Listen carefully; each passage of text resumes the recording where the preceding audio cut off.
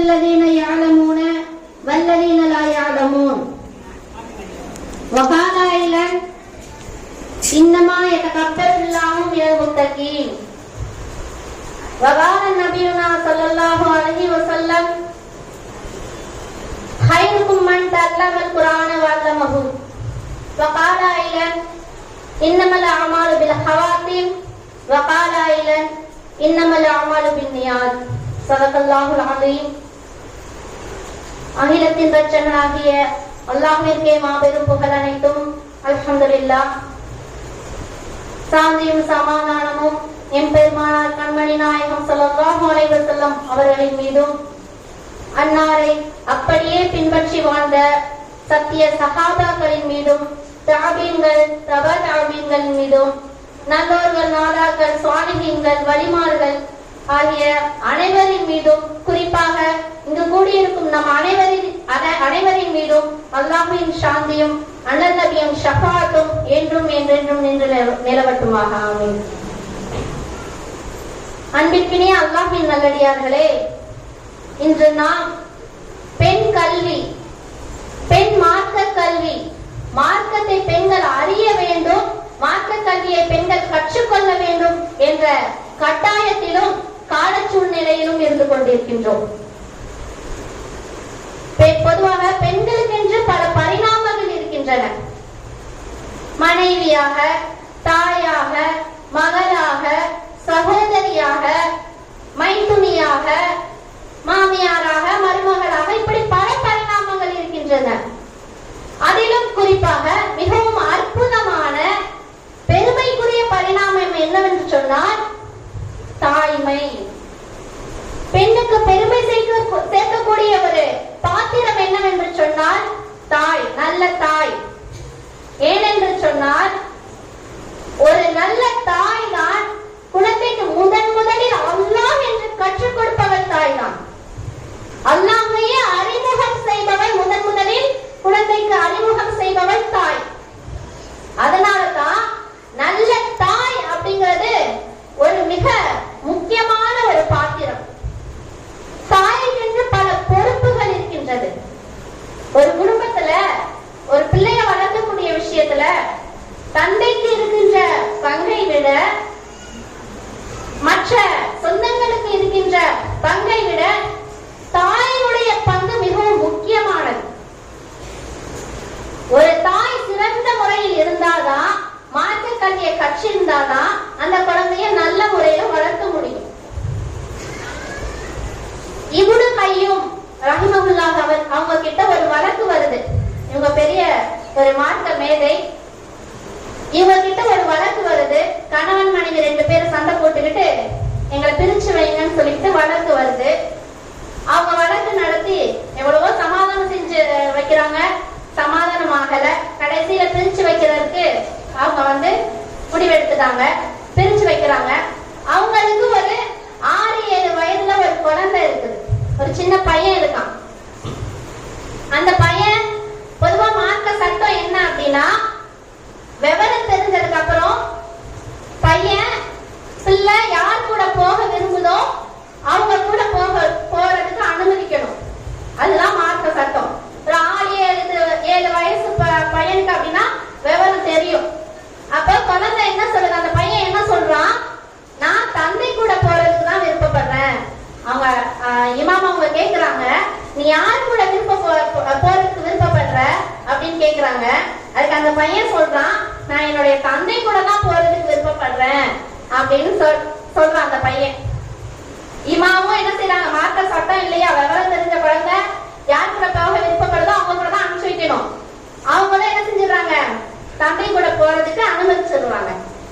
அந்த தாய் அந்த பெண்மணி கேக்குறாங்க, எதன் அடிப்படையில நீங்க தந்தை கூட பிள்ளைய அனுப்பிச்சு வச்சீங்க, மறுபடியும் கூப்பிடுங்க பிள்ளைய. இல்லன்னா மார்க்க சட்டத்தை எடுத்து சொல்றாங்க, பிள்ளை விவரம் தெரிஞ்ச பிள்ளை யார் கூட போகணும்னு ஆசைப்படுதோ அவங்க கூட அனுப்பிச்சு வைக்கணும். அதான் மார்க்க சட்டம், விவரத்தை சொல்றாங்க. நீங்க கூப்பிடுங்க பிள்ளைய. எதற்காக தந்தை கூட போகணும்னு சொல்லுது பையன் சொல்றான் அப்படின்னு நீங்க விசாரிங்க அப்படின்னு சொல்றாங்க அந்த பெண்மணி. உடனே இமாம் அவங்க கூப்பிடுறாங்க அந்த பையனை. கூப்பிட்டு கேக்குறாங்க, நீ எதுக்காக உன் தந்தை கிட்ட போற? என்னுடைய தாய்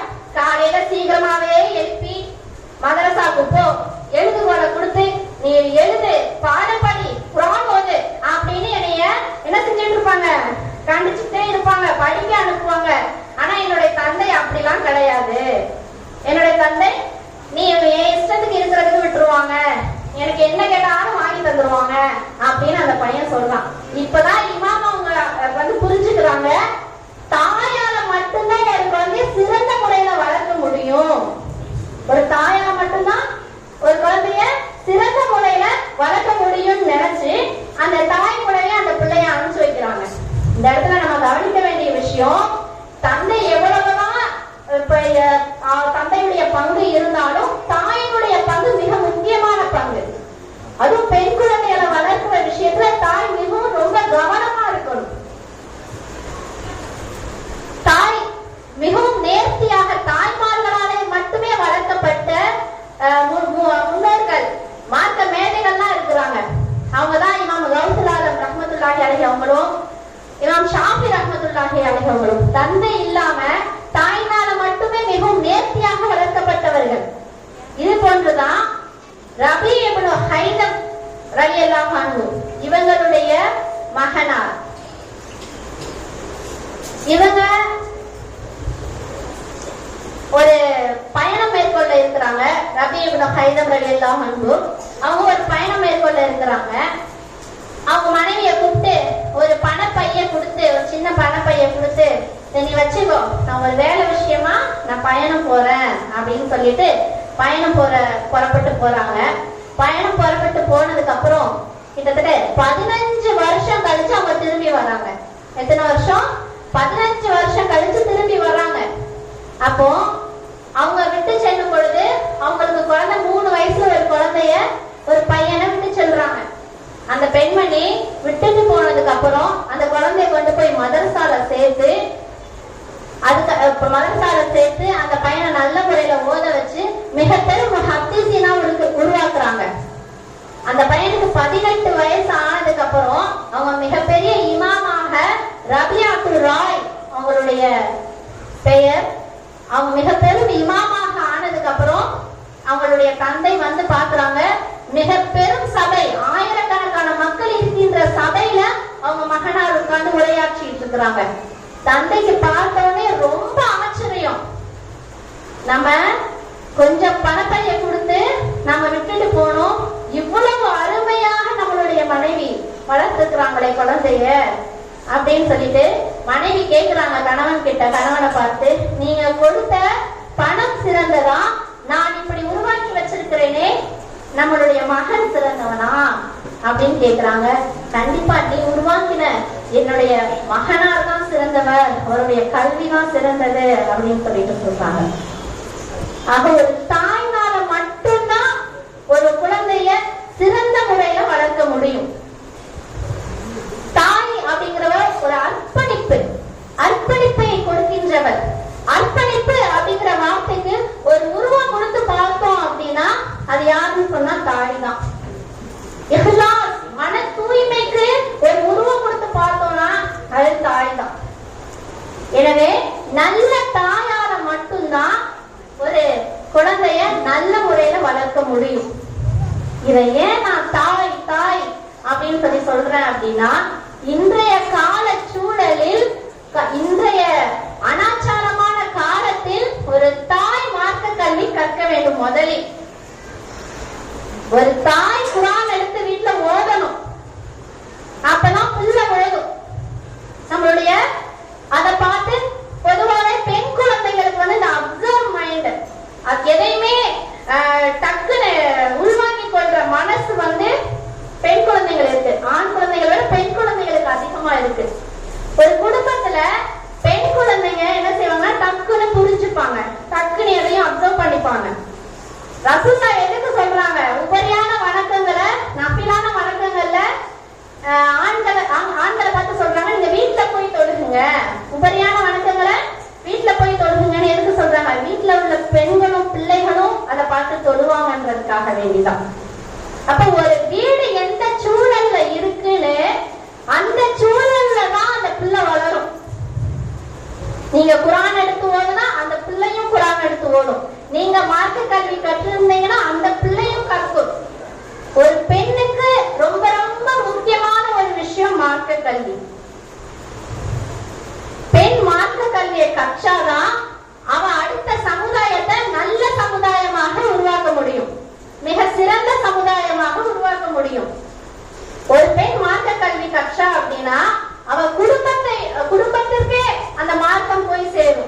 அவருடைய கணவனாக இருக்கட்டும், வீட்டுல இருக்கக்கூடிய பெரியவங்க, அவருடைய பிள்ளைகள் எல்லாருக்கும் அந்த மார்க்க கல்வி போய் சேரும். அடுத்த சமுதாயத்தை சிறந்த முறையில உருவாக்க முடியும். எனவே ஒரு ஆண் கல்வி கற்பதை விட ஒரு பெண் கல்வி கற்பது சிறந்தது.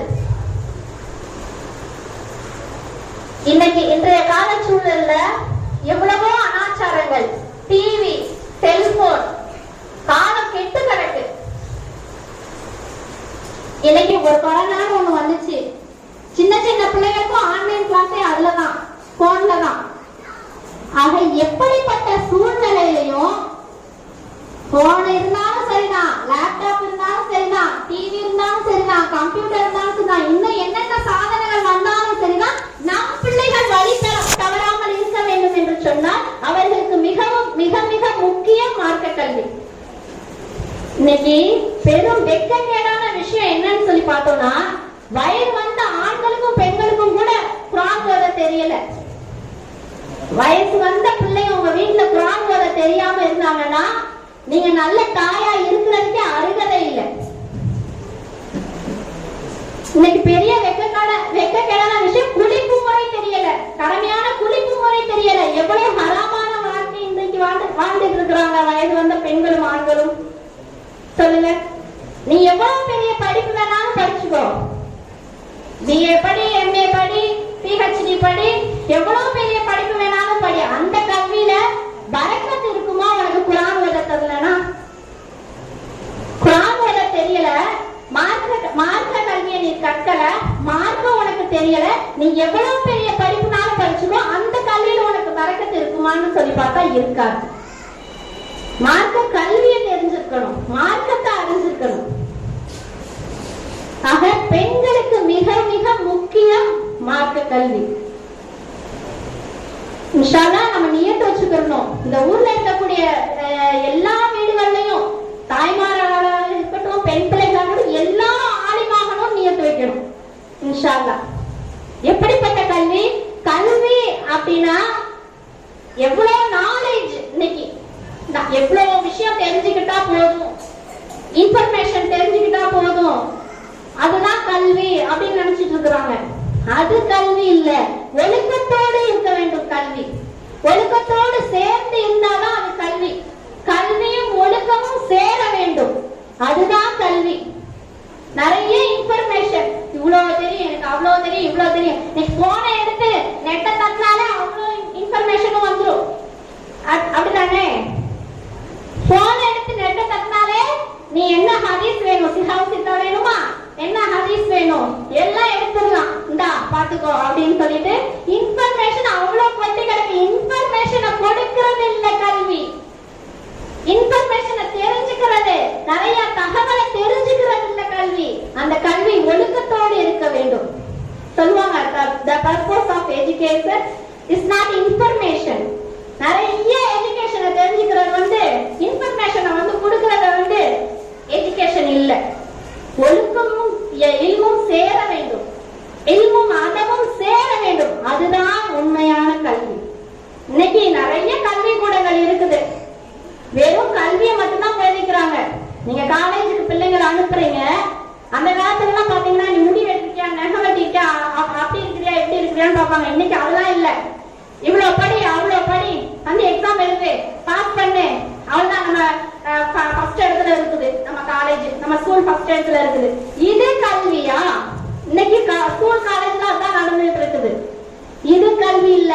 இஸ்லாம் ஒழுக்கத்தோடு சேர்ந்து இருக்க வேண்டும் இல்மு. அந்த கல்வியை நம் பெண் பிள்ளைகளுக்கு தர வேண்டும். அப்படி நம்ம அந்த கல்வியை ஒழுக்கத்தோடு சேர்ந்து கல்வியை கொடுத்தாதான், எவ்வளவு போன் வந்தாலும், எவ்வளவு கம்ப்யூட்டர் வந்தாலும், லேப்டாப் வந்தாலும் நம்மளுடைய குழந்தைங்க வழி தவற மாட்டாங்க. இன்னைக்கு நம்ம எப்படிப்பட்ட கால சூழ்நிலையில இருந்துகிட்டு இருக்கோம் அப்படின்னா, கும்பகோணத்துல ஒரு பெண் தன்னுடைய தாயை கொலை செய்யறான். காரணம், தன்னுடைய காதலுக்கு எதிர்ப்பு தெரிவிச்சுட்டான். அதனால தாயை கொலை செய்யறான். 19 வயசு பெண். எப்படிப்பட்ட சூழ்நிலையில இருக்கும்? ஒரு சின்ன பையன் தன்னுடைய தந்தையை கொலை செய்யறான், எரிச்சு கொலை செய்யறான். நியூஸ் பேப்பர்ல வந்த விஷயம். எதுக்கு காரணம் என்ன? சினிமாவுக்கு போறதுக்கு பணம் கொடுக்கல. எப்படிப்பட்ட கால சூழ்நிலையில நம்ம இருந்துகிட்டு இருக்கோம்? நம்ம பிள்ளைகளை எப்படி வளர்க்கணும் நம்ம சற்று சிந்திச்சு பார்க்கணும். இஸ்லாத்துக்குன்னு ஒரு பாரம்பரிய பெருமை இருக்குது. அந்த பெருமையை கட்டி காப்பாற்றக்கூடிய பிள்ளைகளாக நம் பிள்ளைகளை உருவாக்க வேண்டும். நம்ம மார்க்க கல்விய இஸ்லாமிய ஒழுக்கத்தோடு மார்க்க கல்வியை கொடுக்கும் பொழுது அந்த குழந்தை அழகான முறையில வளரும். எந்த சூழ்நிலையிலும் எந்த இடத்துக்கு போனாலும், நீ வெளிநாட்டுக்கு அனுப்பு, எந்த ஊருக்கு வேணாலும் அனுப்பு, எங்க வேணாலும் அனுப்பாங்க, அந்த குழந்தை வந்து வழி தவறாது. முதல்ல மார்க்கத்தை சொல்லி கொடுக்கணும். குழந்தைக்கு குர்ஆன் ஓத சொல்லி கொடுக்கணும். குர்ஆனை கற்றுக் கொடுக்க வேண்டும். அதற்கு தாய்மார்கள் குர்ஆன் ஓதணும். இந்த ஊர்ல வந்து காலடி எடுத்து வச்சோடனே ஒருத்தவங்க வந்து என்கிட்ட சொன்னாங்க, எம்மா குர்ஆன் ஓதுறாங்கம்மா, கத்துக்கிறாங்கம்மா, நிறைய நல்ல மாப்பிள்ளை கிடைக்கணும்னு சொல்லிட்டு குர்ஆன் ஓதுறாங்க, படிக்கிறாங்க, கத்துக்கிறாங்க. ஆனா அத பிற்காலத்துல அதை அப்படியே விட்டுடுறாங்க. பிற்காலத்துல குர்ஆன் ஓதுறது கிடையாது. டெய்லி குர்ஆன் ஓத மாட்டாங்க பெண்கள். வாரத்துக்கு ஒரு முறை எந்த வீட்லயாவது வாரத்துக்கு ஒரு முறை எடுத்து வச்சு ஓதுவாங்க, ஏன்னா மாசத்துக்கு ஒரு முறை எடுத்து வச்சு ஓதுவாங்க, ஏன்னா வருஷத்துக்கு இந்த ரமலான்ல எடுத்து பாத்தீங்களா அந்த நாள்ல எடுத்து வச்சு ஓதுறாங்க, அந்த மாசத்துல ஓதுறாங்க அப்படின்னு சொல்லிட்டு சொன்னாங்க. நிறைய குர்ஆன் ஓத சொல்லுங்கம்மா அப்படின்னு சொல்லிட்டு என்ன சொன்னாங்க. அன்றைய கால பெண்களுக்கெல்லாம் 40 கழுதைகள்ல புத்தகங்கள் போகுமா. அவங்க படிச்ச கித்தாபுகள் சீராக பெண் வீட்டார் அவங்க கிட்ட இருந்து சீராக 40 கழுதைகள்ல கித்தாபுகள் போகுமா. அப்ப பாருங்க, அந்த பெண் எவ்வளவு கல்வி கற்றிருப்பா, எவ்வளவு மார்க்கத்தை தெரிஞ்சிருப்பா. இன்னைக்கும் சீர் போகுது. ஒரே ஒரு பெட்டியில ஒரே ஒரு குர்ஆன், அந்த குர்ஆனையும் நம்ம என்ன செய்யறது இல்ல, எடுத்து வச்சு ஓதுறது இல்லை. குர்ஆன் ஓதுவதனுடைய நன்மைய நம்ம மதரசா மாணவிகளே நிறைய எடுத்து சொல்லியிருப்பாங்க. குர்ஆன் ஓதுனா ஷைத்தான் உங்க வீட்டை விட்டு விரண்டு ஓடுறான், உங்களுடைய வீடுகளை மண்ணறைகளாக ஆக்காதீங்க, குர்ஆன் எடுத்து ஓதுங்கன்ற ரசூலுல்லாஹ் சொல்லியிருக்கிறாங்க.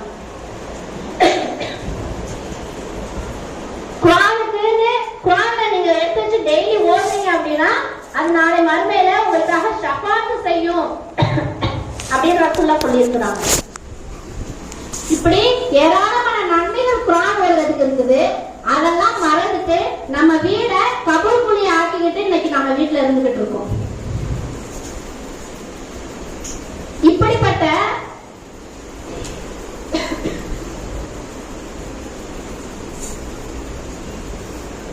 இப்படிப்பட்ட கால சூழல்ல பிள்ளைங்க இருந்தாங்க அப்படின்னா எப்படி அவங்க நல்ல முறையில வளருவாங்க, எப்படி அவங்க ஒழுக்கமுள்ள பிள்ளைகளாக இருப்பாங்க, நம்ம சற்று சிந்திச்சு பார்க்கணும். ஒழுக்கத்தை போதிக்க வேண்டும், குர்ஆன் ஓதுவதற்கு ஏவ வேண்டும், குழந்தைகளை மார்க்க கல்வி கற்றுக்கொள்வதற்கு அவர்களை ஆர்வமூட்ட வேண்டும். ஒவ்வொரு பெண்களும் நியத்து வச்சுக்கணும். ரசூலுல்லாஹ் சொல்லியிருக்கிறாங்க, இன்னமல் அஅமாலு பின்னியாத், நிச்சயமாக உங்கள் அமல்களை எல்லாம் நியத்தை கொண்டுதான் இருக்குது. நீங்க நியத்து வச்சீங்கன்னா கண்டிப்பா அது நிறைவேறும் இன்ஷா அல்லாஹ். நம்ம எவ்வளவோ அமல் செய்யறோம், நம்மளால முடிஞ்ச அளவுக்கு அமல் செய்யறோம். ஆனா அந்த அமல் அல்லாஹ் இடத்துல ஒப்புக்கொள்ளப்பட்டதா? நம்ம நிறைய மதரசா மாணவிகளுக்கு நான் சொல்றேன், நம்ம நிறைய இல்ம படிச்சிருக்கோம். எத்தனை வருஷம்? 3 வருஷமா? 3 வருஷம் என்ன செய்வாங்க, பெண்களுக்கு என்னென்ன தெரிஞ்சுக்கணுமோ அந்த அளவுக்கு உங்களுக்கு இல்ம சொல்லி கொடுத்துருப்பாங்க. அதை கொண்டு நம்ம என்ன செய்ய போறோம், இன்ஷா அல்லாஹ் அமல் செய்ய போறோம். அந்த அமல் அல்லாஹ் இடத்துல ஒப்புக்கொள்ளப்படுமா? அல்லாஹ் இடத்துல ஒப்புக்கொள்ளப்படுமா? நம்மளுடைய அமல் அல்லாஹ் ஏற்றுக்கொள்வானா நம்மளுடைய அமல அப்படின்னு நம்ம சிந்திச்சு பார்க்கணும். நம்ம நிறைய அமல் செய்யறோம், நம்மளால முடிஞ்ச அளவுக்கு அமல் செய்யறோம். ஆனா அந்த அமல் பயனுள்ள அமலா இருக்குதா, ஏற்றுக்கொள்ளப்பட்டுச்சா இல்லையா? அல்லாஹ் தஆலா சொல்றான், இன்னமா யதகப்பலுல்லாஹு மினல் முத்தகீன், நிச்சயமாக அமல்கள் எல்லாம் முத்தகீன்கள் அவங்க கிட்ட இருந்துதான் ஏற்றுக்கொள்ளப்படும், இறையச்சம் உள்ளவர்கள் கிட்ட இருந்துதான் ஏற்றுக்கொள்ளப்படும் அப்படின்னு அல்லாஹ் தஆலா சொல்றான். இறையச்சம் உள்ளவங்க முத்தகீன்கள் அவங்க கிட்ட இருந்துதான் அமலெல்லாம் ஏற்றுக்குங்க அப்படின்னு சொல்லிட்டு அல்லாஹ் தஆலா சொல்றான். அப்ப நாம என்ன ஆகணும், எப்படி ஆகணும்? இரையச்சம் உள்ளவங்களா ஆகணும். இரையச்சம் உள்ளவங்களா ஆகிறதுக்கு இமாம்கள் வழிகளை சொல்லி தராங்க. நல்லதை ஏவி தீயதை தடுங்கள். நல்லதை ஏவுங்க, நல்லதை ஏவுங்க, நீங்களும் செய்யுங்க. தீயதை தடுங்க, தீயதை விட்டு நீங்களும் ஒதுங்கி இருங்க அப்படின்னு சொல்லி தராங்க. இதுதான் முத்தகீன்களுக்குரிய அடையாளம். நல்லதை ஏவி தீயதை தடுங்கள், இதுதான் முத்தகீன்களுக்குரிய அடையாளம். இப்படி நீங்க முத்தகீன்களாக இருந்தீங்கன்னு சொன்னா உங்களுடைய அமல்கள் ஏற்றுக்கொள்ளப்படும். நம்மளுடைய அமல்கள் ஏற்றுக்கொள்ளப்பட்டுதா இல்லையா அப்படின்னு அல்லாஹ் தஆலா எப்ப நம்மளுக்கு காட்டுவான்? அதனுடைய ரிசல்ட் எப்ப நம்மளுக்கு சொல்லுவான் அல்லாஹ் தஆலா? நம்மளுடைய சக்கராத்து நிலையில, நம்மளுடைய மரண தருவாயில தான் அதனுடைய ரிசல்ட் தெரியும். உனக்கு நல்ல மௌத்தா, ஈமானோடு நீ மறந்துச்சியா, உன்னுடைய அமல்கள் தான் ஏற்றுக்கொள்ளப்பட்டுச்சு. உனக்கு உன்னுடைய வாயிலிருந்து களிமா வரலையா, ஈமான பறித்த நிலையில உன்னுடைய ரூஹ் தெரிஞ்சுதா, உன்னுடைய அமல்கள் எல்லாம் புறக்கணிக்கப்பட்டு விட்டது. ரிசல்ட் அல்லாஹ் தஆலா எங்க வச்சிருக்கான்? ரசூலுல்லாஹ் சொல்றாங்க, இன்னமல் அமாலு பில் ஹவாத்திம், நிச்சயமாக அமல்கள் எல்லாம் முடிவை பொறுத்து இருக்குது. நம்ம முடிவு நல்ல முடிவா இருக்கணும். நம்ம முடிவு நல்ல முடிவா இருக்கணும் அப்படின்னா நம்ம நல்ல அமல்கள் செய்யணும், முத்தகீன்களாக இருக்கணும், நல்லதை ஏவணும், தீயதை தடுக்கணும். மெயினா ஆலிமாக்கள் நல்லதை ஏவணும், தீயதை தடுக்கணும், நாமளும் நல்லதை செய்யணும், தீயதை விட்டு ஒதுங்கி இருக்கணும். இதுதான் முத்தகீன்களுக்குரிய அடையாளம். நம்மளுடைய அமல்கள் எல்லாம் ஒப்புக்கொள்ளப்படுவதற்கான அடையாளம். பெரும் பெரும் மக்கள் எல்லாம் உஸ்மான் ரலியல்லாஹு அன்ஹு அவங்களுடைய வாழ்க்கை வரலாறு எடுத்து பார்த்தோம் அப்படின்னா அவங்க எப்பவுமே என்ன துவா செஞ்சுட்டு இருப்பாங்களாம்? யா அல்லாஹ், நோன்பு வைத்த நிலையில எனக்கு மரணம் வரணும், நோன்பு வைத்த நிலையில எனக்கு மரணம் வரணும் அப்படின்னு துவா செய்வாங்களாம். அதே மௌத்தை தான் அல்லாஹ் தஆலா அவங்களுக்கு கொடுப்பான். அவங்க நோன்பு வச்ச நிலையில ஒரு எதிரி வந்து அவங்கள வாளால குத்திடுவாங்க. அந்த நிலையில என்ன செய்வாங்க? அவங்களுக்கு மரணம் வரும். அவங்களுடைய மனைவி தண்ணி எடுத்துட்டு ஓடி வருவாங்க கொடுக்கறதுக்காக. கையை காட்டிடுவாங்க, வேண்டாம் நான் நோன்பு வச்சிருக்கேன். அப்பதான் ரசூலுல்லாஹ் எனக்கு அறிவிப்பு செஞ்சாங்க, நீங்க ஏன்கிட்ட வந்து நோன்பு திறப்பீங்க, எனக்கு நீங்க ஏன்கிட்ட வந்து நோன்பு திறப்பீங்க அப்படின்னு ரசூலுல்லாஹ் அறிவிப்பு செஞ்சாங்க. எனக்கு தண்ணி வேண்டாம் அப்படின்னு சொல்லிட்டு உஸ்மான் ரலியல்லாஹு அன்ஹு தடுத்துருவாங்க. அதே போன்றுதான் பெண்களிலேயே மிகச்சிறந்த பெண்ணாக வாழ்ந்து மறைந்தவர்கள் நஃபீசத்துல் மிஸ்ரியா. மிக பிரபலமான ஒரு பெண்மணி, வழிமார்கள்ல மிகச்சிறந்த பெண்மணி. இவங்களுடைய வாழ்க்கை வரலாறுகள் நிச்சயமா எல்லாரும் எடுத்து படிக்கணும். அவங்களுடைய மரணம் எப்படி இருக்கும்னா, அவங்களும் அதிகமா துவா செய்வாங்க, எல்லாம் குர்ஆன் ஓதிய நிலையில எனக்கு மரணம் வரணும், குர்ஆன் ஓதிய நிலையில எனக்கு மரணம் வரணும் அப்படின்னு சொல்லிட்டு துவா செய்வாங்க. அவங்க வீட்டு பக்கத்திலேயே, மிஸ்ர் நாட்டுல அவங்க வீட்டு பக்கத்திலேயே ஒரு கபருக்குழிய தோண்டி, அவங்க வீட்டு பக்கத்திலேயே கபருக்குழிய தோண்டி அதுக்குள்ள உட்கார்ந்து டெய்லி குர்ஆன் ஓதுவாங்களாம். தினமும் அதுக்குள்ள உட்கார்ந்து என்ன செய்வாங்களாம்? குர்ஆன் ஓதுவாங்களாம். கிட்டத்தட்ட 190 குர்ஆன் அவங்க கபருக்குழியில மட்டுமே உட்கார்ந்து ஓதி இருக்கிறாங்க. அவங்க மதீனால ஓதிய குர்ஆன் இல்ல, அவங்க வீட்டுல உட்கார்ந்து ஓதிப்பாங்கல்ல அது இல்ல, அவங்க கபருக்குழியில மட்டும் அவங்க வீட்டு பக்கத்துலயே அவங்க கையாலேயே கபரை தோண்டி அவங்க கபருக்குள்ளேயே அவங்க உட்கார்ந்து 190 குர்ஆன் ஓதி இருக்கிறாங்க. நஃபீசத்துல் மிஸ்ரியா அவங்க எப்படி துவா செய்வாங்களாம்? குர்ஆன் ஓதிய நிலையில எனக்கு மரணம் வரணும். அந்த துவாவை அல்லாஹ் கபூல் செஞ்சா லஹும் தாருஸ் ஸலாம் இன்த ரப்பி அப்படின்ற ஆயத்தை அவங்க ஓதும் பொழுது அவங்களுடைய ரூஹ் பிரியுது. எப்பேற்பட்ட வாழ்க்கை பாருங்க,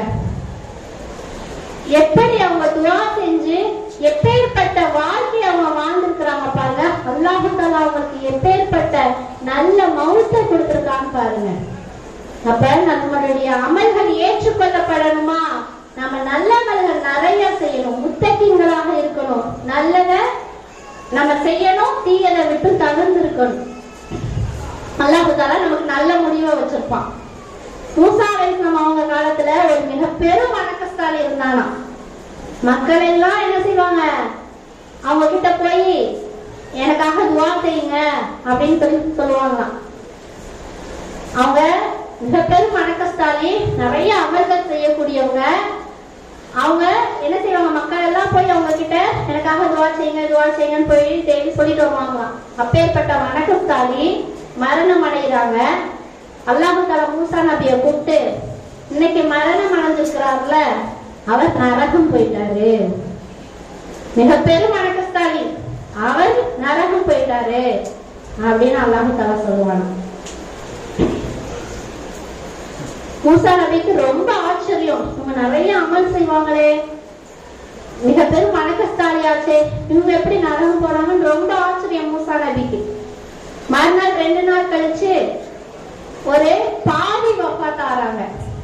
ஒரு பாவி, மக்கள் எல்லாம் நல்லவன் இல்ல கெட்டவன் அப்படின்னு சொல்லிட்டு மக்கள் எல்லாம் குறை சொல்லக்கூடிய ஒரு பாவி வஃபாத்தாகுறாங்க. அப்போ மூசா நபி அல்லாஹ் தஆலா கூப்பிட்டு, இன்னைக்கு மரணம் அடைஞ்சார்ல, அவர் சொர்க்கம் போயிட்டாரு அப்படின்னு அல்லாஹ் தஆலா சொல்றான். அப்போ மூசா நபிக்கு ரொம்ப ஆச்சரியம், அவர் என்ன செஞ்சாரு, இவர் என்ன செஞ்சாரு, அவர் வணக்கஸ்தாலியா இருந்தாரு, அவர் நரகம் போயிட்டாருன்னு அல்லாஹ் சொல்றானே, என் பாவியா நல்ல பேரே மக்கள் கிட்ட இல்லையே, இவன் எப்படி சொர்க்கம் போனான்னு ரொம்ப ஆச்சரியம். உடனே அவங்க வீட்டுக்கு போறாங்க மூசா நபி. இந்த வணக்கஸ்தாலியா இருந்தாரு பாத்தீங்களா, அவங்க வீட்டுக்கு போய் மூசா நபி பாக்குறாங்க. அவங்க மனைவி கிட்ட விசாரிக்கிறாங்க. அவங்க மனைவி சொல்றாங்க, ஆமா, என்னுடைய கணவர் மிக பெரும் வணக்கஸ்தாலியா இருந்தாரு, நிறைய அமல் செஞ்சாரு, ஆனா டெய்லி தூங்கும் பொழுது அவர் என்ன தெரியுமா சொல்லுவாரு, டெய்லி தூங்க போகும் பொழுது, யா அல்லாஹ், மூசா நபி எதை கொண்டு வந்தாங்களோ அது உண்மை என்றால் எனக்கு சோபனம் உண்டாகட்டும். மூசா நபி எதை கொண்டு வந்தாங்களோ, எந்த வழிமுறையை எட்டி வச்சாங்களோ அது உண்மை என்றால் எனக்கு சோபனம் உண்டாகட்டும் அப்படின்னு துவா செஞ்சுட்டு தூங்குவாரு அப்படின்னு அவங்க மனைவி சொல்றாங்க. உடனே பாவின்னு சொன்னாங்க இல்லையா, சொர்க்கத்துக்கு போயிட்டாருன்னு சொல்றாங்க இல்லையா, அவங்க வீட்டுக்கு போய் அவங்க மனைவி விசாரிக்கிறாங்க, எம்மா உன்னுடைய கணவர் மக்கள் கிட்ட நல்ல பேரே கிடையாது, பாவின் பேர் எடுத்திருக்கிறாரு, அவர் என்னமா அமல் செஞ்சாரு, அது உண்மைதான், என்னுடைய கணவர் எந்த நல்ல அமல்மே செய்யல, ஆனா இரவு படுக்க போகும் பொழுது என்னுடைய கணவர் ஒரு துவா செய்வாரு, லா இலாஹ இல்லல்லாஹ், வணக்கத்திற்குரியவன் அல்லாஹ் தஆலா தான். மூசா நபி எந்த வழிமுறையை கொண்டு வந்தாங்களோ, எதை சொன்னாங்களோ, எதை கொண்டு வந்திருக்கிறாங்களோ அதை கொடுத்த அல்லாஹ்வே உனக்கே புகழ் அனைத்தும் அப்படின்னு துவா செஞ்சுட்டு தூங்குவாரு அப்படின்னு சொல்லிட்டு அவங்க மனைவி சொல்றாங்க. பாருங்க, முடிவு நல்ல முடிவா இருக்கணும். நம்ம நிறைய அமல் செய்யறோம், ஆனா ஃபுல்லா அமல் செய்யறோம், ஆனா அந்த அமல் ஒப்புக்கொள்ளப்பட்டதா, ஏற்றுக்கொள்ளப்பட்டதா அப்படின்னு நம்ம சற்று சிந்திச்சு பார்க்கணும். அந்த முடிவை அல்லாஹ் தஆலா எங்க கொண்டு போய் வச்சிருக்கான், இன்னமல் அமாலு பில் ஹவாத்திம், நம்மளுடைய மரண தருவாயில வச்சிருக்கான் அல்லாஹ் தஆலா. நம்மளுடைய அமல்கள் ஏற்றுக்கொள்ளப்பட்டுச்சா இல்லையான்னு சொல்லிட்டு அல்லாஹ் தஆலா நம்மளுடைய முடிவை நம்மளுடைய மரண தருவாயில வச்சிருக்கான். நாம முத்தகீன்களாக இருக்கணும். முத்தகீன்களாக இருக்கணும் அப்படின்னா நல்லதை செய்யணும், தீயதை விட்டு ஒதுங்கி இருக்கணும். நாம மட்டும் இல்லையா, பெண்களுக்கு குறிப்பா அப்படின்னு நான் வந்து சொல்ல வந்திருக்கேன் அப்படின்னா, பெண்கள் வீட்டுல போயும் நடைமுறைப்படுத்தணும். கணவர் எதுவும் தப்பு செய்யறாங்க அப்படின்னா அவங்கள தடுக்கணும். நல்ல தொழுகை போகலையா, தொழுகை போகணும், அவங்களை ஏவணும். பெண்கள் நல்லதை ஏவணும், தீயதை பெண்கள் தடுக்கணும். அப்பதான் அல்லாஹ் தஆலா நல்ல முடிவு கொடுப்பான் இன்ஷா அல்லாஹ். முத்தகீன்களாக வாழும் பாக்கியத்தை அல்லாஹ் தஆலா நமக்கு கொடுப்பான். நாம ஒவ்வொரு பெண்களும் மார்க்க கல்வியை கற்கணும், ஒழுக்கத்தோடு மார்க்க கல்வியை கற்று அதன்படி அமல் செஞ்சு நம்மளுடைய முடிவு நல் முடிவுகளாக இருப்பதற்கு முத்தகீன்களாக இருந்து நன்மையை ஏவி தீயதை தடுக்கக்கூடிய பெண்களாக இன்ஷா அல்லாஹ் நாம இருக்கணும். மார்க்க கல்வி சிறப்பை பத்தி நம்ம எவ்வளவோ கேள்விப்பட்டிருப்போம். அல்லாஹ் தஆலா சொல்றான், நம்ம மார்க்கத்துல பாரபட்சமே கிடையாது. எந்த இனத்தாலோ மொழியாலோ மக்களுக்கு மத்தியில பாரபட்சம் ஏற்றத்தாழ்வே கிடையாது. ஆனா ஒரே ஒரு விஷயத்துல அல்லாஹ் தஆலா ஏற்றத்தாழ்வு பார்க்கணும். அல்லாஹ் தஆலா சொல்றான், குல் ஹல் யஸ்தல்லீன யஅலமூன வல்லதீன லா யஅலமூன், அறிந்தவர்களும் அறியாதவர்களும் சமமாவார்களா? அறிந்தவர்களும் அறியாதவர்களும் சமமாவார்களா? நிச்சயம் சமமாக மாட்டாங்க. 1000 ரகாத் நஃபில் தொழுகிறதை விட சிறிது நேரம் கல்வி கற்பது சிறந்ததுன்னு ரசூலுல்லாஹ் சொல்லி இருக்கிறாங்க. ஒரு வணக்கஸ்தாலி கல்வி கற்காம வணக்கஸ்தாலியாக இருப்பதை விட கல்வி கற்று 2 ரகாத் தொழுகிறது சிறந்தது. ஆளுங்களாக ஆகி மார்க்க கல்வியை கற்று தொழுவது சிறந்தது. ஆக நாம மார்க்க கல்வியை கற்க வேண்டும், அதை பிறருக்கும் கற்றுக் கொடுக்க வேண்டும் அப்படின்னு ரசூலுல்லாஹ் சொல்லியிருக்கிறாங்க. ஹைருக்கும் மன் தஅல்லமல் குர்ஆன வ அல்லமஹு, குர்ஆனை யார் தானும் கற்று பிறருக்கும் கற்றுக் கொடுக்கிறார்களோ அவர்கள் தான் உங்களில் சிறந்தவர் அப்படின்னு ரசூலுல்லாஹ் சொல்லியிருக்கிறாங்க. குர்ஆன் பற்றி குர்ஆனை ஓதி அதன்படி நாம அமல் செஞ்சா பத்தாது. ஆலிமாக்கள் கண்டிப்பா அதை பிறருக்கும் எட்டு வைக்கக்கூடிய கடமையில இருக்கிறீங்க, அது பிறருக்கும் அதை சொல்லிக் கொடுக்கறதுக்கு முயற்சி செய்யணும் இன்ஷா அல்லாஹ். மார்க்க கல்வி அப்படிங்கிறது சாதாரண கல்வி இல்ல. எவ்வளவோ படிச்சவங்க இருக்கிறாங்க, நிறைய படிச்ச மக்கள் இருக்கிறாங்க. ஆனா அவங்களுக்கு மார்க்கத்தை பத்தி எதுவுமே தெரியாது. நிறைய படிச்சிருப்பாங்க, ஆனா அவங்களுக்கு மார்க்கத்தை பத்தி சின்ன சின்ன விஷயங்கள் கூட தெரியாது. எவ்வளவு படிச்சு என்ன பிரயோஜனம்?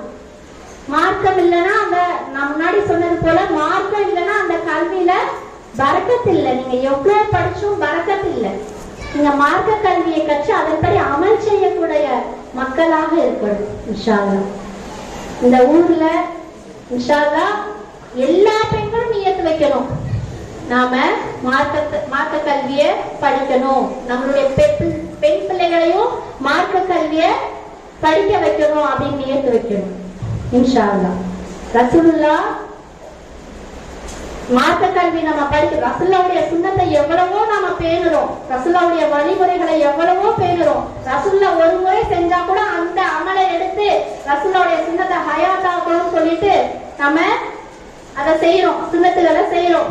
ஆனா ரசூலுல்லாஹ்வுடைய அவங்களுடைய வாழும் காலத்துல அவங்க பேசிய மொழி சுன்னத், அவங்க பேசிய வார்த்தை, அவங்களுடைய வாழ்நாள்ல பேசிய மொழி அரபு மொழி, அது சுன்னத். அதை நம்ம கற்றுக்கொள்ளக்கூடிய மக்களாக இருக்க வேண்டாமா? நம்ம பிள்ளைகளும் அதை கற்றுக் கொடுக்கணும் அப்படின்னு நம்ம ஆசைப்பட வேண்டாமா? அரபு மொழி சுன்னத் இல்லையா? அந்த அரபு மொழியை நம்ம கத்துக்கிற வேண்டாமா? பெண்கள்லாம் நினைப்பாங்க, தாய்மார்கள்லாம் நினைப்பாங்க, நம்ம இந்த வயசுல போய் எப்படி நம்ம ஓதுறது படிக்கிறது அப்படின்னு சொல்லிட்டு நினைப்பாங்க.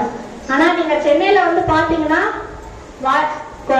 படிக்கிறதுக்கு வயசு ஒரு தடை இல்லை, ஓதுறதுக்கு குர்ஆன் ஓதுறதுக்கு வயசு ஒரு தடை இல்லை. 60 வயசு 50 வயசு பெண்கள்லாம் வராங்க, எஸ்என்எல் குர்ஆன் எடுத்துட்டு வராங்க, அலிஃபா படிக்கிறதுக்கு வராங்க, குர்ஆன் ஓதுறதுக்கு வராங்க, மார்க்கத்துக்கு தெரிஞ்சுக்கிறதுக்கு வராங்க. நான் ஒரு குர்ஆன் டெஸ்டுக்கு போயிருந்தேன் ஒரு மதரசாக்கு. அங்க பாத்தீங்க அப்படின்னா ரொம்ப வயசு எத்தனைன்னு கேட்டா 80 வயசு. நானே ஆச்சரியப்பட்டுட்டேன். அவங்களுக்கு கையெல்லாம் நடுங்குது, 80 வயசு ஆகுது. அவங்க வந்து என்கிட்ட சூறா எடுப்பிக்கிறதுக்காக பாடம் கொடுக்கறதுக்காக வராங்க டெஸ்ட்ல. பாருங்க, இப்ப நம்ம நினைப்போம் நம்மளுக்கு 40 வயசு ஆயிடுச்சு, 30 வயசு ஆயிடுச்சு, நம்ம இந்த வயசுல போய் படிக்க போறதா ஓத போறதா, நமக்கு ஞாபக சக்தியே இருக்காதே அப்படின்னு நாம நினைக்கலாம். ஆனா 80 வயசு அந்த நன்னிமா வந்து அவ்வளவு அழகா சூறா மனனம் செஞ்சு வந்து பாடம் கொடுக்குறாங்க. எப்படி முடிஞ்சிச்சு அவங்களால? ஆர்வம், கல்வி மீதான ஆர்வம், குர்ஆன் ஓதணும்ன்ற அந்த ஆர்வம் அவங்கள ஓத வச்சுச்சு. அனிப்பால இருந்து அங்க உள்ள அந்த ஆணிமாட்ட உஸ்தாதிட்ட கேட்டேன், இவங்க எதுல இருந்து ஓதுறாங்க அப்படின்னு கேட்கும் பொழுது ஸ்டார்டிங்ல இருந்தே ஓடுறாங்க, அரிஸ்டால இருந்து ஓடுறாங்க உஸ்தாத் அப்படின்னு சொல்லிட்டு எனக்கு சொல்லுவாங்க. அப்போ மார்க்கத்தை தெரிஞ்சுக்கிற விஷயத்துல நம்ம வெட்கப்படக்கூடாது. நம்மளுக்கு வயசு ஒரு தடை இல்லை, குரான் ஓதுறதுக்கு வயசு ஒரு தடை இல்லை. குரான் ஓத தெரியலையா, மார்க்கம் தெரியலையா, மார்க்கத்துல எதுவும் உங்களுக்கு சந்தேகம் இருக்கா, தாராளமா மதரசாக்குவாங்க. வந்து மார்க்கத்தை கேளுங்க, எங்களுக்கும் சொல்லி கொடுங்கன்னு சொல்லுங்க. இந்த ஊர்ல இந்த மதரசா இருக்கு, நாளைக்கு மறுமையில உங்கள்கிட்ட தான் கேள்வி கேட்பா, எங்களுக்கு சொல்லி கொடுக்கலன்னா நீங்க சொல்லி கொடுங்க அப்படின்னு கேளுங்க. வந்து மதரசாக்கு வாங்க. ஓத தெரியல மதரசாக்கு வாங்க, மார்க்கம் தெரியல மதரசாக்கு வாங்க. மதரசால வந்து கத்துக்கோங்க, கத்து படிச்சு தெரிஞ்சுக்கோங்க மார்க்கத்தை பத்தி. அந்த மார்க்கத்தை தெரிஞ்சுக்கிட்டாலும் உங்களுடைய பிள்ளைகளை நல்ல முறையில வளர்க்க முடியும். இப்ப உள்ள கால சூழ்நிலையில மிக பெரும் அனாச்சாரம். டிவியில ஆபாசம், பத்திரிகை எடுத்தா ஆபாசம், செல்போனை எடுத்தா ஆபாசம், எல்லாத்துலயுமே ஆபாசங்கள் கொட்டி கிடக்குது. அவ்வளவு அனாச்சாரங்கள். டிவியில ஒரு பிக் பாஸ் ஒரு இது போடுறான், நிகழ்ச்சி போடுறான். ஆமா, நீங்க நீங்க பிக் பாஸ் எல்லாம் பாப்பீங்களான்னு என்கிட்ட வந்து கேட்காதீங்க. கேள்விப்பட்டதான் வந்து சொல்ல வந்திருக்கிறேன். பிக் பாஸ் போடுறானா, அதுல ஆம்பளையும் பொம்பளையும் ஒரே வீட்டுல வச்சு அடைச்சு வைக்கிறாங்களாமா. எவ்வளவு வெட்கக்கேடான கலாச்சார சீரழிவுல இருக்குது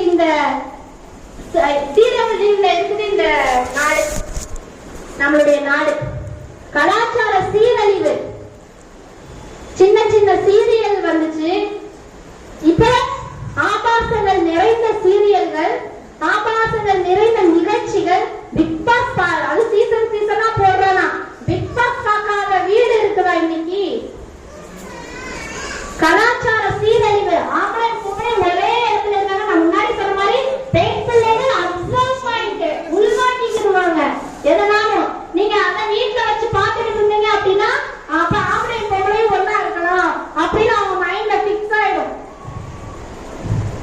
நீ வீட்டுல வச்சு ஒவ்வொரு ஆபாசமான நிகழ்ச்சியை வச்சுப்பா, அதுல என்ன இருக்குது, டிவில தானே ஓடுது அப்படின்னு நீங்க நினைப்பீங்க. ஆனா டிவில வச்சு நீங்க பாத்துட்டு இருந்தீங்கன்னா உங்களுடைய சின்ன சின்ன குழந்தைகளும் கூட அதை உள்வாங்கிட்டு இருக்குது. அதுங்களுக்கு கலாச்சாரத்தை, நல்ல இஸ்லாமிய பாரம்பரியத்தை தூக்கி நிறுத்தக்கூடிய சமுதாயத்தை நாம உருவாக்கணும். அதுக்கு நீங்க இந்த மாதிரி நிகழ்ச்சியை போட்டு காட்டுனீங்க அப்படின்னா அந்த மைண்ட்ல எதுதான் பிக்ஸ் ஆகும்? ஆணும் பெண்ணும் ஒரே இடத்துல இருந்தா தப்பு இல்லைன்னு சொல்லணும். நம்மளுடைய மார்க்கம் என்ன சொல்லுது? அந்நிய ஆணும் பெண்ணும் ஒரே இடத்துல என்ன செய்யக்கூடாது, இருக்கக்கூடாது. சைத்தான் வந்து வழிபடுத்துருவான். அப்ப வீடு முதல்ல நம்மளுடைய வீடு வீடாகவே இல்லை இப்ப உள்ள சூழ்நிலையில. காரணம் மார்க்கம் இல்ல வீட்டுல. கல்விக்கூடம் கல்விக்கூடமாகவே இல்ல. பெரிய போனா ஸ்கூல் காலேஜ். காரணம் ஒழுக்கத்தை போதிக்கல. வெளி உலகம் கால சூழ்நிலை நல்ல முறையில இல்ல, ஆபாசங்கள் கொட்டி கிடக்கு. இப்படிப்பட்ட கால சூழ்நிலையில நம்மளுடைய பெண் பிள்ளைகள் வளர்கிறார்கள். அவர்களுடைய எதிர்கால வாழ்க்கை எப்படி இருக்க வேண்டும் என்று நீங்க சிந்திச்சுக்கோங்க. இஸ்லாமிய ஒழுக்கத்தோடு இருக்கணுமா, நீங்க முதல்ல குர்ஆனை கத்து கொடுங்க, ஒழுக்கத்தை கத்து கொடுங்க. உங்க வீடுகள்ல நிறைய நபிமார்கள் வரலாறுகள், நிறைய சஹாபி பெண்களுடைய வரலாறுகளை வாங்கி படிக்க, நீங்களும் படிக்க, பிள்ளைங்களையும் படிக்க வைங்க. அதை தெரியப்படுத்துங்க, பிள்ளைங்களுக்கு கற்றுக் கொடுங்க. உங்களுடைய வீடுகளை முதல்ல சீர்படுத்துங்க. நம்மளுடைய சமுதாயம் சீராகும். எதிர்கால தலைமுறையினர் நல்ல முறையில வளர்வாங்க, இஸ்லாமிய ஒழுக்கத்தோடு வளர்வாங்க. எதிர்காலம் நம்மளுடைய எதிர்கால இஸ்லாமிய சமுதாயம் சீர் தூக்கி நிற்கும்.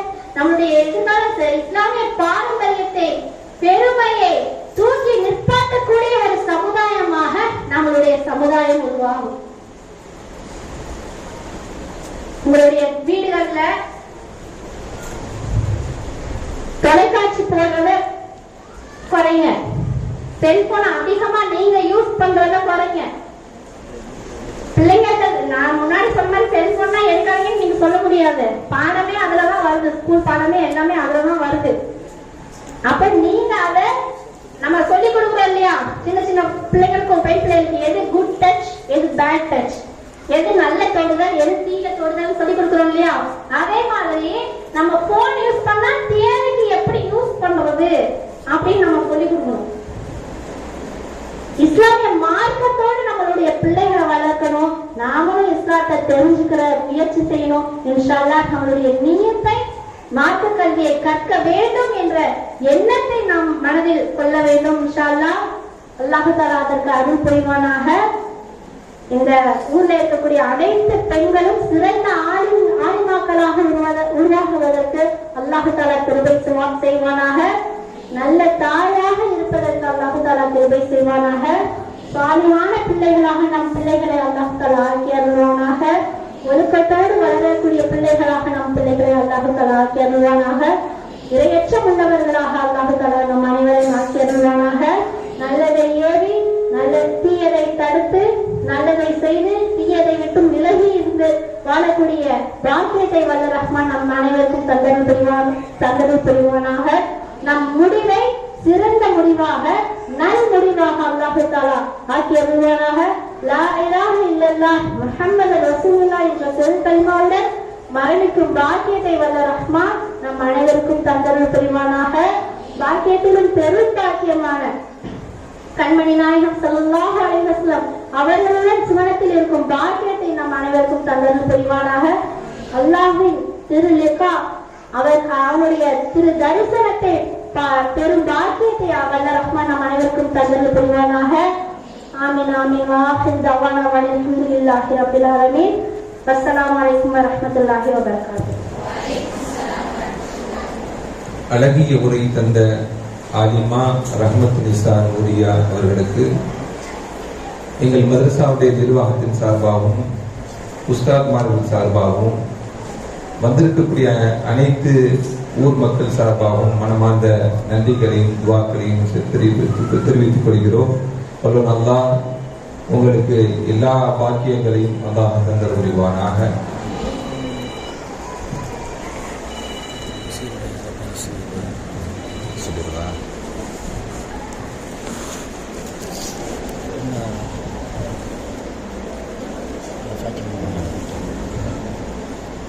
அடுத்த நிகழ்ச்சியினுடைய அடுத்தபடியாக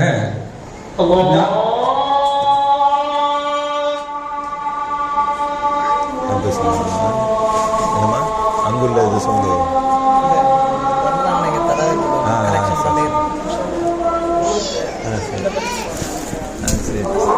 சரி. நாளைக்கு அந்த ட்ரெஸ்ஸு கொடுக்கறது இந்த பரிசுலாம் இப்போ அம்மாவும் இவங்க வந்திருக்காங்க, அவங்க வச்சு கொடுத்து சரி.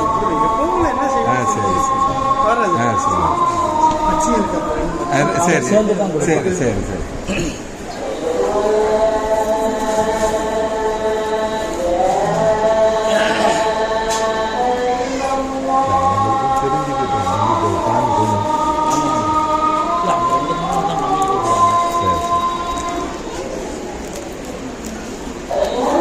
இந்த பைக் சவுண்ட் அங்கே போகுமா? அந்த அந்த சவுண்ட் அதை கட் அந்த சுவிட்ச் ஆஃப் பண்ணிடுறதுல அந்த ஆம்பிளிஃபையர் சுவிட்சை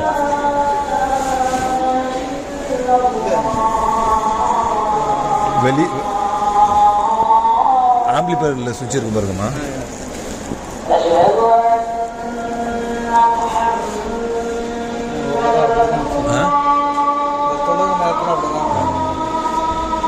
சவுண்டு போகணும் உள்ளுக்குள்ளே தான்.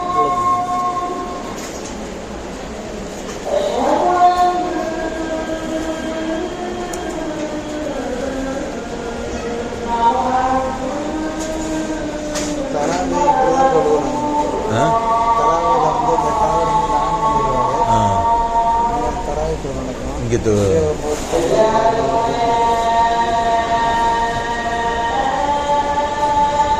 தராவிக்கு நிறைய வர்றாங்க போடுது மக்கள்.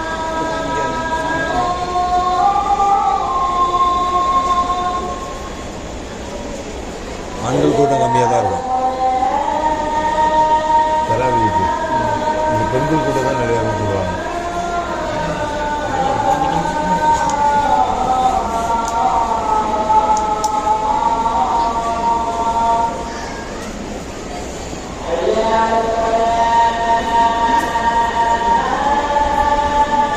பிஹாரியா வாங்க.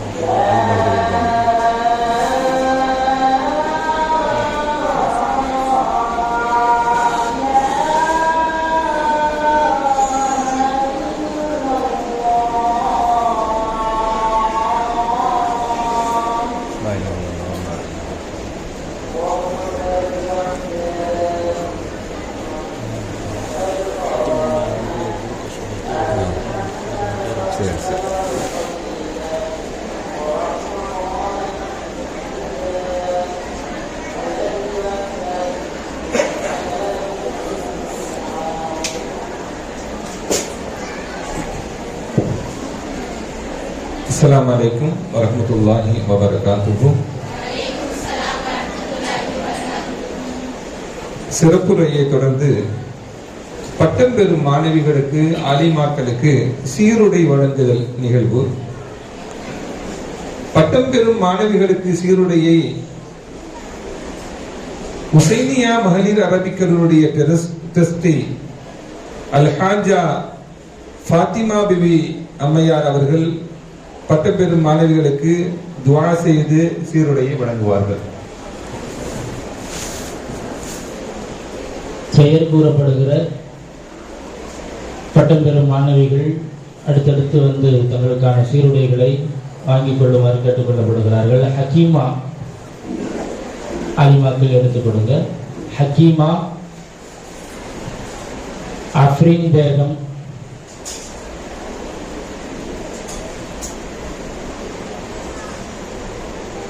உம்மு சல்மா,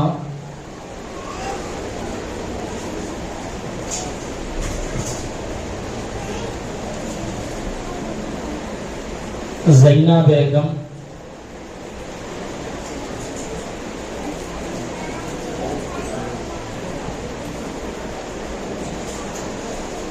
राबियत नाचिया,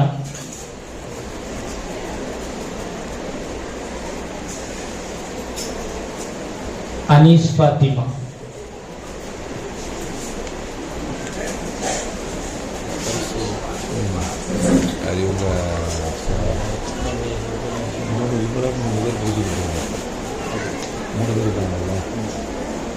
பாத்திமா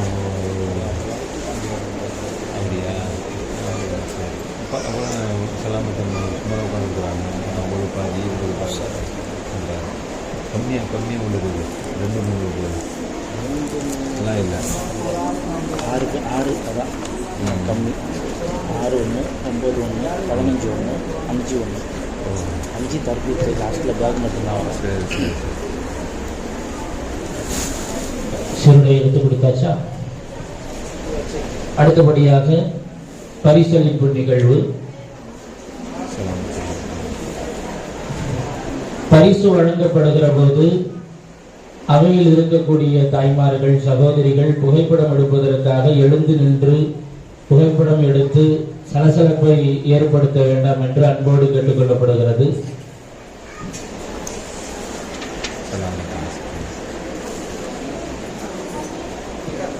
முதல் 3 இடங்களை ஆண்டு தேர்வில் பெற்ற மாணவிகளுக்கான பரிசளிப்பு. இவர்களுக்கான பரிசுகளை நமது ஹுசைனியா மகளிர் அரபிக் கல்லூரியின் ட்ரஸ்டி அல்ஹாஜா சலாமத்து நிசா அவர்கள் வழங்குமாறு அன்போடு கேட்டுக்கொள்கிறோம். 3ஆம் ஜும்ரா ஹக்கீமா முதல் ரேங்க்.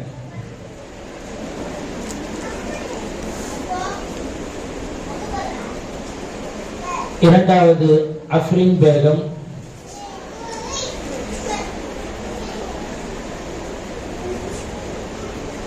3ஆம் பரிசு உம்மு சல்மா.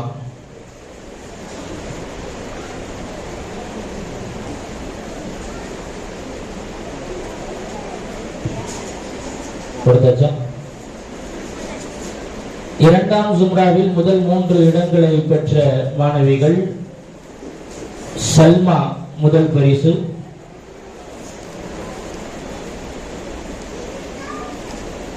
ரிஃபானா ஃபைரோஸ் 2ஆம் இடம்,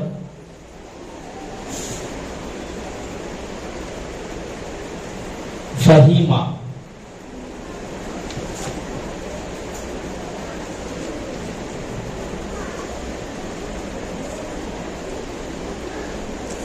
முதலாம் சும்ரா முதலாம் பரிசு ரஷ்மிதா பேகம்,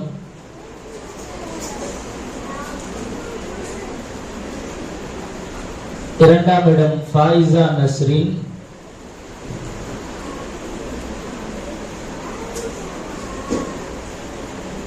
3வது இஸ்ஸத் ஃபாத்திமா.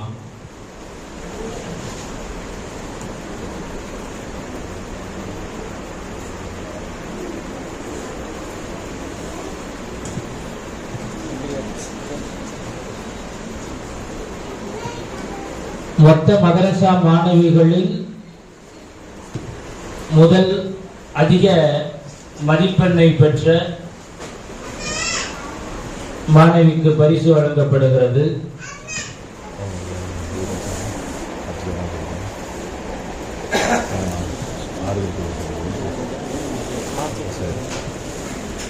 இரண்டாம் ஜும்ரா சல்மா.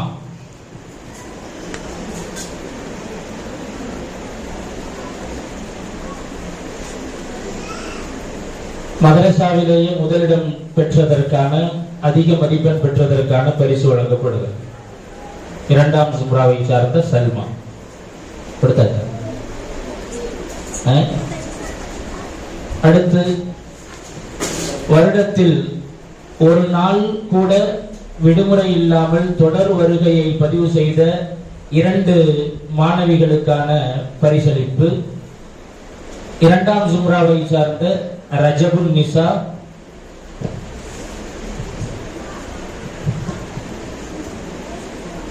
இரண்டாம் ஜும்ராவை சார்ந்த மசூத் நிஅமத் நிசா. விடுமுறை இல்லாமல் வருகையை பதிவு செய்தவர்கள். அல்ஹம்துலில்லாஹ். இவர்களுக்கான பரிசுகளை வழங்கிய நமது கல்லூரியின் ட்ரஸ்டி அவர்களுக்கு ஜஸாக்குமுல்லாஹு கைரன் கத்தீரா என்ற நன்றியை தெரிவித்துக் கொள்கிறோம். அடுத்து